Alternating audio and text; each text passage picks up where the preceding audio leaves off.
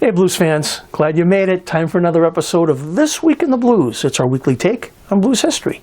I'm your host Jimbo Big Train Matson with the blues band Big Train and the Locomotives. Their motives are loco, and that's how they got their name. So anyway, let's take a look and see what happened this week in blues history.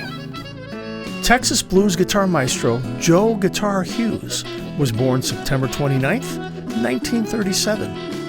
Houston was the home base to a remarkable collection of red-hot blues guitarists during the 50s.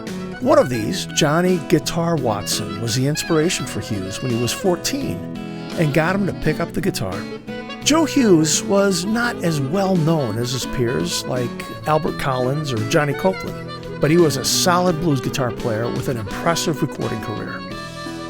Okay, someone we just mentioned, Houston guitarist the Iceman Albert Collins was born October 31st in 1932. He was noted for his powerful playing and his use of altered tunings and a capo. His long association with the Fender Telecaster led to the title, the Master of the Telecaster. Collins is remembered for his informal and audience-engaging live performances.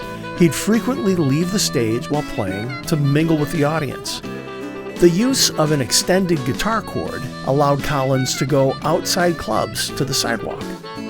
And one story goes that he left the club with an audience in tow to visit the store next door to buy a candy bar without stopping his act. Blues guitarist and singer Koko Montoya was born October 2nd in 1951. Montoya's career began in the 1970s when Albert Collins asked him to join his band as drummer. This is kind of turning into the Albert Collins episode. I know, just this third time we mentioned him. Anyway, Collins took Montoya under his wing and taught him his icy hot guitar style. The two remained friends even after Montoya left Collins' band. In the early 1980s, John Mayall heard Montoya playing guitar in an LA bar, and soon after Mayall asked Montoya to join the newly formed Blues Breakers. He remained a member of the Blues Breakers band for 10 years. We have a number of things that happened on October 3rd. We'll start with B.B. King. So on October 3rd in 2014, B.B. King gave his last live performance at the House of Blues in Chicago. After suffering a fall on stage, the 89-year-old guitarist was forced to pull out of 8 shows, including an October 12th and October 13th date at his own B.B. King Blues Club in Times Square, New York. Blues immortal Stevie Ray Vaughan was born October 3rd in 1954. Born and raised in Dallas, Texas, Vaughan began playing guitar at the age of 7, initially inspired by his older brother, Jimmy Vaughan.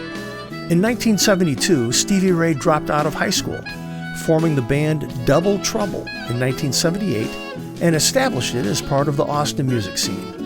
Although his mainstream career only lasted about 7 years, he's considered an icon and one of the most influential musicians in the history of blues music.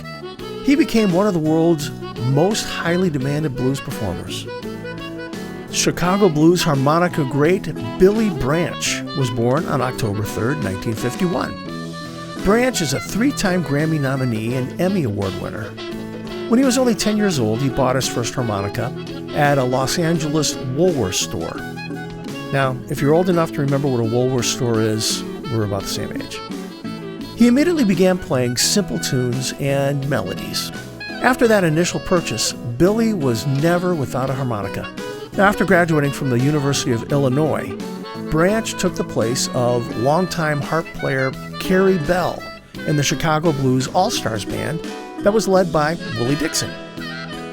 Here's another October 3rd.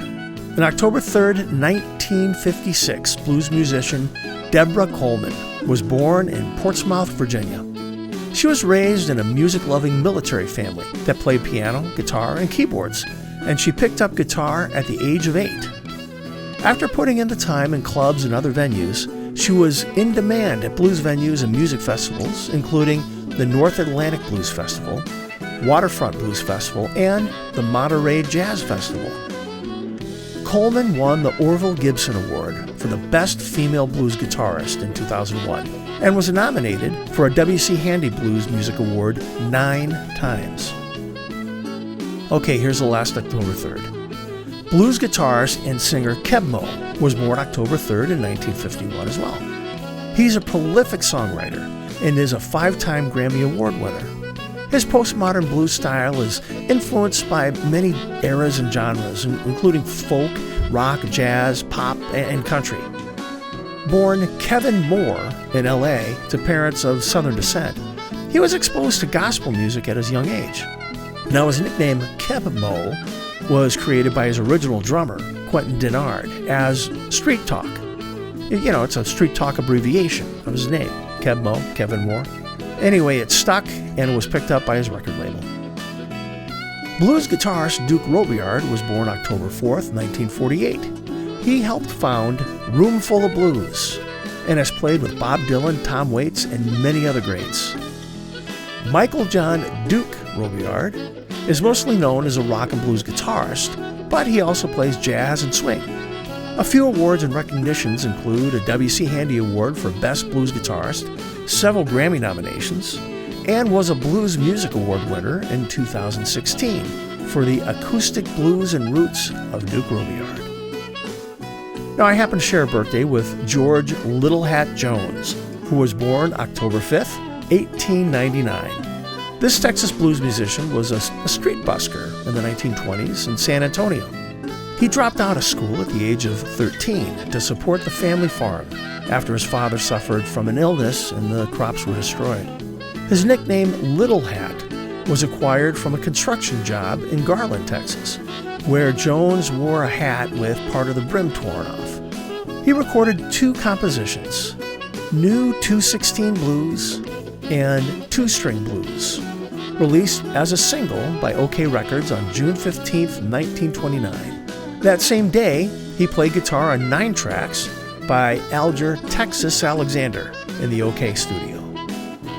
Well, blues fans, we just covered some of the highlights here. Now, if you want to know more about these artists or other things that happened this week in the blues, be sure to follow our social media pages or visit our website at bigtrainblues.com. Now, we'll have a new episode next week, so we'll see you then.